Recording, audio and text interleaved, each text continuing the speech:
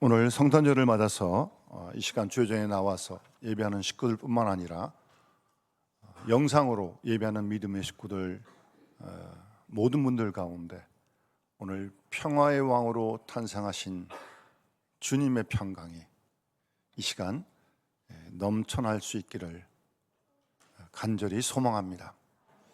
뿐만 아니라 그리스도께서 이 땅에 오신 사건이 큰 기쁨에 좋은 소식 아니겠습니까?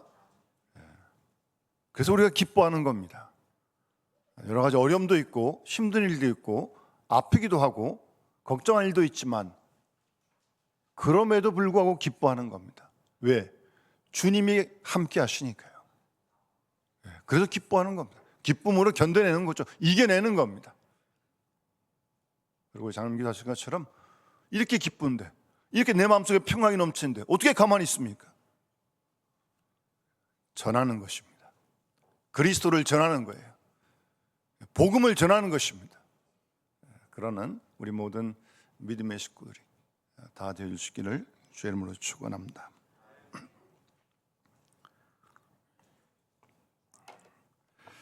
우리가 성탄절을 맞게 되면 우리 그리스도인들은 두 가지 생각을 항상 하게 됩니다. 첫 번째는 예수님께서 이 땅에 오신 이 사건이 우리를 구원하기 위해 오신 거 아니겠습니까?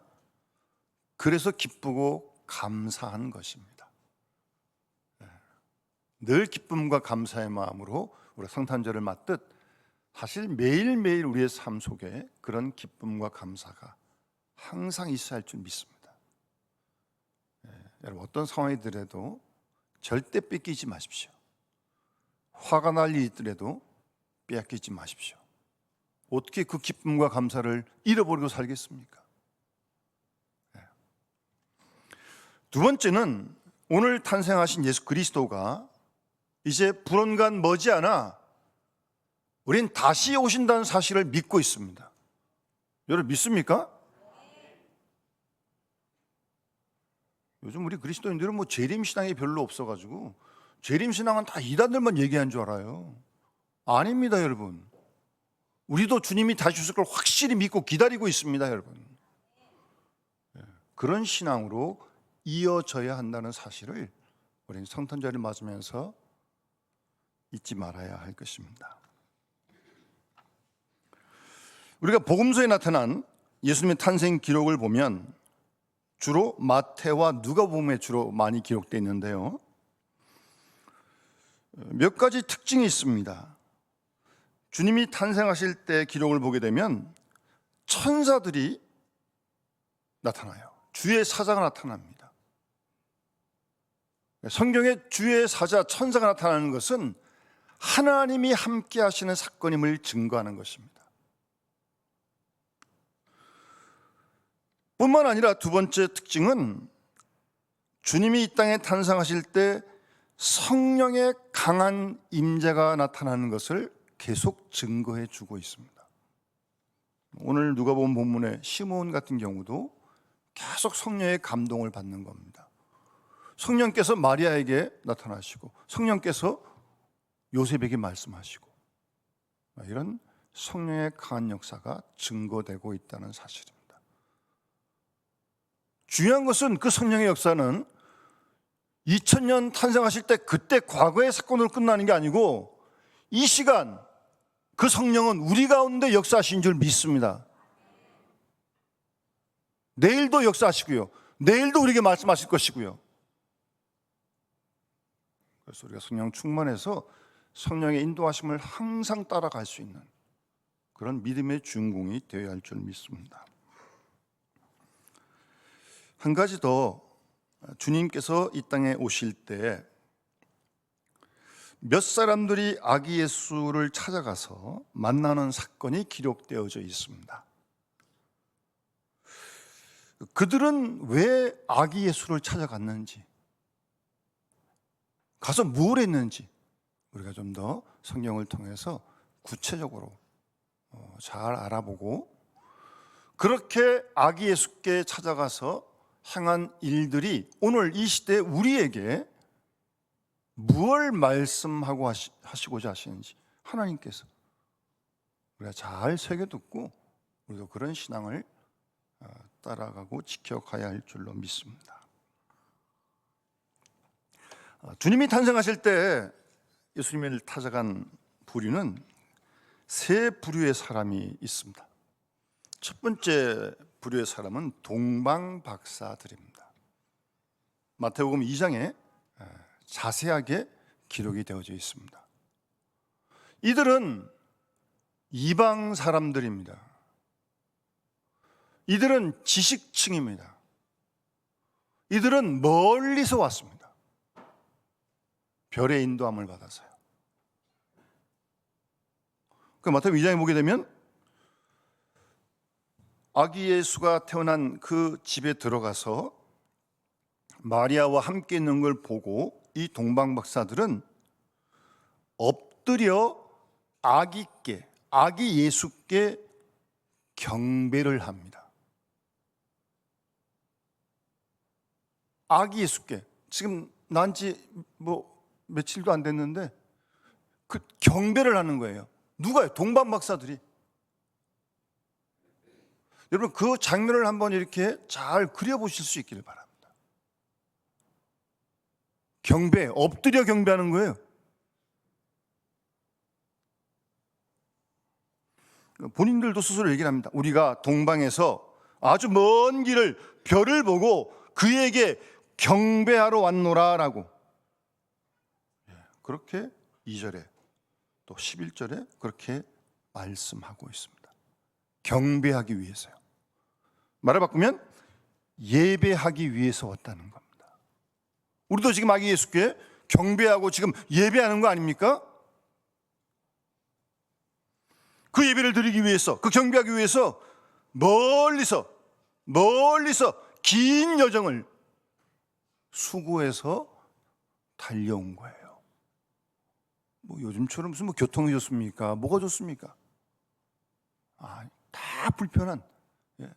그럼에도 불구하고 예배하기 위해, 경배하기 위해 그 먼 길에서, 이방 나라에서 이들은 찾아왔던 것입니다.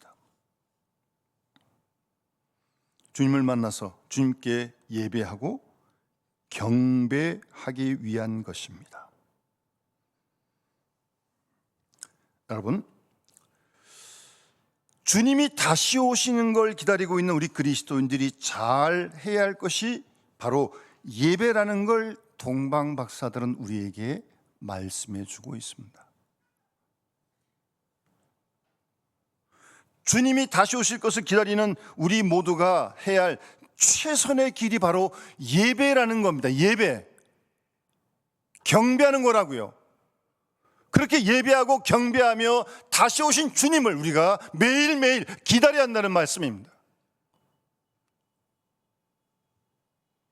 그래서 예배하다가, 예배를 드리다가 다시 오신 주님을 만나는 그런 기쁨과 영광을 우리가 누릴 수 있도록 말입니다.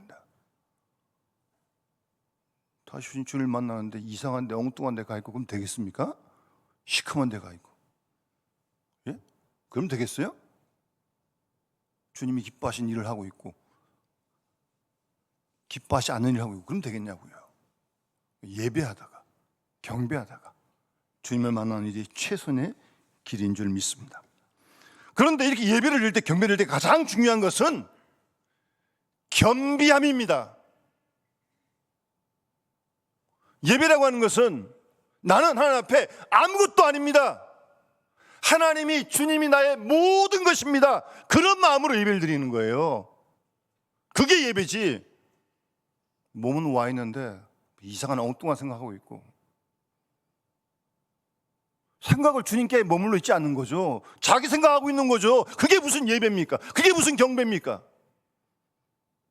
그걸 다 내려놓아야 한다는 거예요. 그런 모든 교만을요, 그런 겸비함이 예배에 있어야 한다는 말씀입니다. 그러면 안 계시겠지만 오늘 찬양대가 찬양을 잘하고 있나? 지휘자 집사님 곡을 잘 골랐나? 오늘 목사님이 왜 설교를 저렇게 하나? 아니, 하나님께 예배하는 주님 만나러 왔는데 왜 그런 생각을 하고 있는 거예요? 그게 예배예요, 그게? 그건 예배 아닙니다. 정말 나는 하나님 앞에 미물과 같은 존재, 아무것도 훅 뿌리면 다 날아가는 존재 아닙니까 우리가? 그리고 주님이 나의 모든 것입니다 라는 그런 마음으로 엎드려 경배하고 예배하는 거예요. 그런 마음으로 집에서부터 달려오는 거고, 그런 마음으로 이 자리에 앉기 시작하는 겁니다. 여러분, 생각을 빼앗기지 마세요. 모든 사심을 다 버려버리세요. 주님께 집중하시기 바랍니다. 주님 여기 계신 거 아닙니까? 그런 마음으로 엎드려서 동방마처럼 예배를 하며 주님을 기다려야 한다는 말씀입니다. 그렇게 예배를 드리는 것이 주님을 기다리는 자의 최고의 기림을 동방박사들의 삶을 통해 우리에게 말씀하고 계십니다. 그런 예배의 걸음을 가지고 날마다 살아가는 그리스도인들이 될 수 있길 바랍니다. 여기서 예배하는 걸로 끝나는 게 아니라 삶의 자리, 현장, 가정이든 직장이든 누굴 만나는지 예배자로 사는 거죠. 아시겠습니까?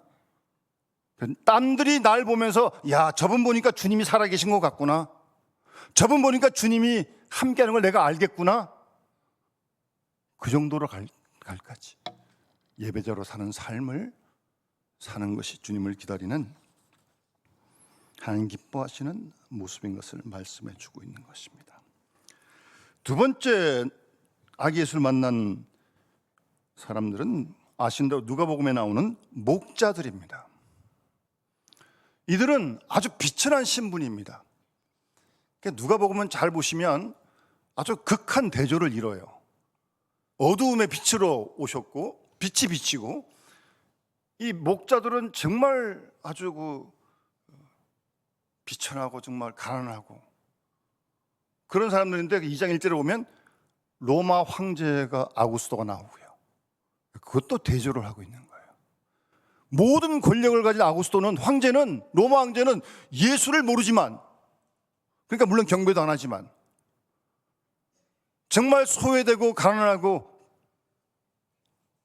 별 주목하지도 않는 목자들은 천사를 통해서 아기 예수의 탄생 소식을 듣게 된다는 겁니다. 예수님이 말씀하신 것처럼 심령이 가난한 사람,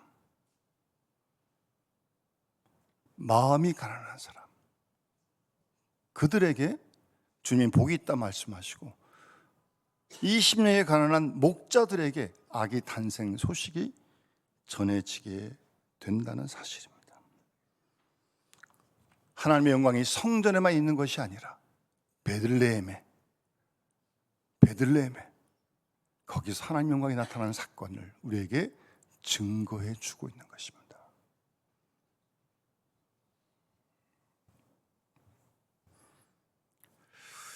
이 목자들, 그래서 그 소식을 듣고 달려가서 확인을 하고 천사들의 얘기처럼 아기 예수를 발견하게 되고, 그런 다음에 이들은 누가복음 2장을 보게 되면 보았잖아요. 보고 난 다음에 그 자기가 들은 소식을 마리아와 요셉에게 얘기를 해주는 거죠. 우리가 이런 소식 듣고 왔다, 그걸 전해주는 겁니다. 그래서 마리아가 듣고서 놀랍게 여겼다. 마리아는 성령으로 잉태하면서 또 그런 미리 알고 있었으니까요.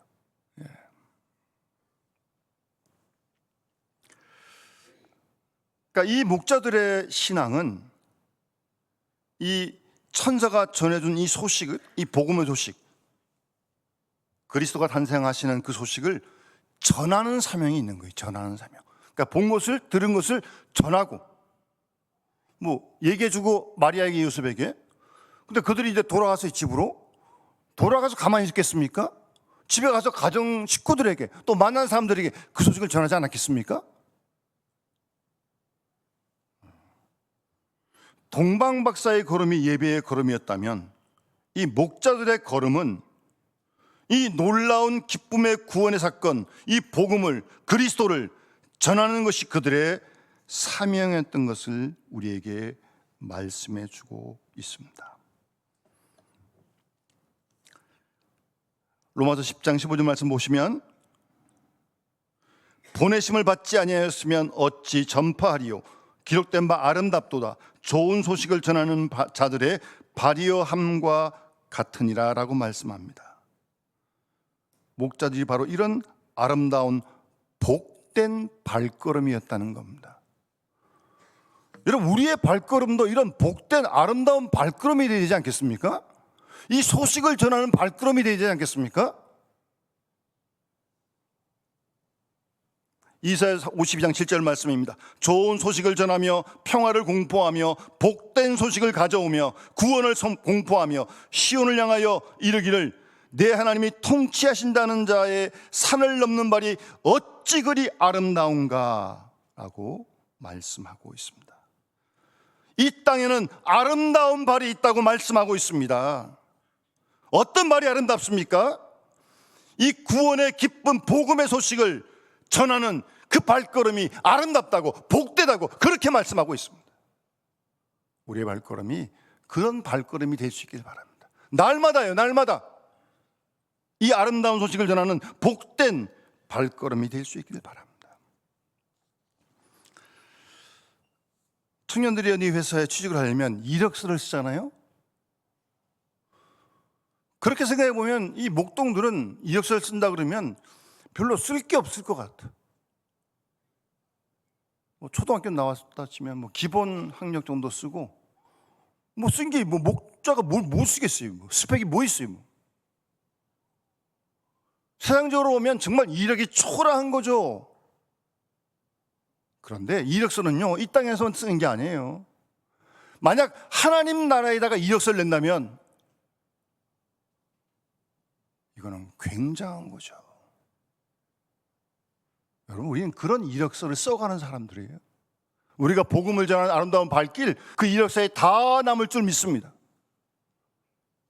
우리가 날마다 이런 이력을 써가는 복음을 전하는 발걸음, 복된 발걸음, 아름다운 발걸음. 괜히 만나가지고 이상한 소리 하지 말고요. 쓸데없는 소리 하지 말고. 올라간다, 무슨 주식이 올라갔지 않은 소리 어떻게 합니까, 그거를. 복음을 전하는, 그리스도를 증거하는 그런 복된 발걸음. 데이빗 보시라고 하는 신학자가 있는데 이분이 선교를 아주 기가 막히게 정의를 했어요. 이분은 선교를 이렇게 쉽게 설명합니다. 하나님 나라가 이 땅에 임하게 되는데 그 일에 참여하게 된 모든 행위들이 선교라는 거예요. 그러니까 선교사 나가는 것도 물론 선교고, 그를 위해 후원해주고 그를 위해 기도해주는 거, 그것도 선교고, 우리 교회도 그런 분들이 있습니다만 어떤 분이 주 앞으로 나올 수 있도록 10수년을 기도했어요. 가서 예수님이라고 한마디 말도 안 했어요. 그런데 일정한 시간이 지나니까 그 사람이 주 앞으로 나오는 거예요. 그러니까 그를 위해 기도하는 것도 선교고요. 그 모든 게 선교라는 겁니다. 하나님 나라가 이 땅에 임하게 하는 모든 행위가 다 선교라는 겁니다, 여러분. 그런 발걸음이 복되다는 거예요. 아름답다고 오늘 그렇게 말씀하고 있는 것입니다. 그래서 주님을 기다리는 사람들은 이 큰 기쁨의 좋은 소식을 전하는 발걸음을 가지고 사는 사람들이라는 겁니다. 예배하는 발걸음으로 살듯이 이 소식을 전하는 그런 발걸음으로 사는 사람이 주님이 오심을 기다리는 사람의 삶이라는 겁니다. 마지막 세 번째 사람이 이제 오늘 본문에 나오는 시므온입니다. 시므온. 마리아 요셉 말고 아기 예수를 알아본 사람은 이분밖에 없습니다. 이분만 아기 예수를 알아봤어요. 대단한 은혜죠. 전해진 얘기하면 이 사람은 선지자, 예언자였을 것이다, 그렇게들 추측을 하는데요.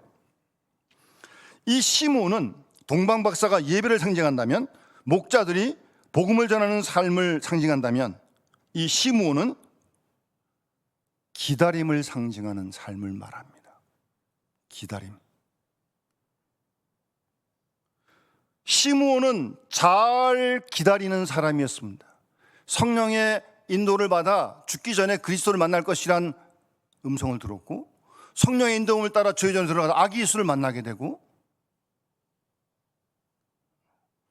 이렇게 잘 기다리는 사람이었습니다. 기다리며 기대하며 살았습니다. 그런데요, 주님을 기다리고 뭔가 기대하며 기다리는 사람은요, 자신의 삶에 큰 영향을 미친다는 겁니다, 여러분. 아니, 그렇게 주님을 기다리고 기대하는데 삶에 변화가 없겠습니까? 어떻게 기다릴 게 변화가 없어요? 우리 잘 돌아와야 됩니다, 여러분. 정말 주님을 기다리고 기대하며 기다리는 사람은요, 그 삶에 영향을 미친다는 거예요, 영향을. 그렇지 않겠습니까?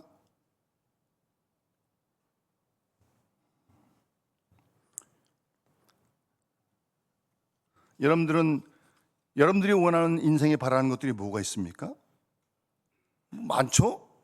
갖고 싶은 것도 있고, 누리고 싶은 것도 있고, 건강도 하고 싶고. 그런 걸 기다리는 만큼 정말 주님을 기대하며 기다리고 있느냐고요.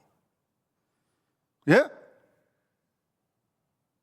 그런 세상적인 걸 구할 때는 그냥 열정적으로 그냥 미친 듯이 그러면서도 주님을 기대하고 기다리는데 얼마만큼 우리가 열심인지 스스로 한번 질문을 해볼 수 있길 바랍니다. 어쨌든 정상적으로 믿음 안에서 기대하고 기다리는 사람은요, 그 삶에 영향을 미친다니까요. 안 미치겠습니까? 집 살라는 사람이 돈을 갖다가 아끼면 모으지 않겠습니까? 그래 집을 살 거 아니겠습니까?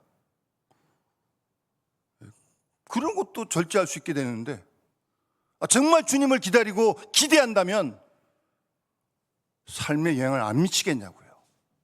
삶의 변화가 따라오게 된다는 말씀이에요. 이런 기대와 기다림이 우리의 신앙 가운데 있어야 할 것입니다. 주님의 재림을 우리가 기다리면서 정말 마음 모아 기대하면서 이 시므온처럼 살아갈 때 우리 삶에 우리가 생각지도 못하는 놀라운 삶의 변화가 있을 줄로 확실히 믿습니다. 주님은 지금 이 시간도 우리의 마음 문을 두드리십니다. 예? 볼지어다 내가 문 밖에 서서 두드리노니 누구든지 내 음성을 듣고 문을 열면 내가 그에게로 들어가 그와 더불어 먹고 그는 나와 더불어 먹으리라고 말씀하십니다. 우리가 이런 은혜를 사모하고 정말 이런 은혜를 날마다 누리면서 살아가는 우리 그리스도의 재림을 기다리는 주님의 제자들, 그리스도인들 다 되어질 수 있기를 주의 이름으로 축원합니다. 우리 찬송 같이 115장 찬양 드리면서 봉헌하도록 하겠습니다.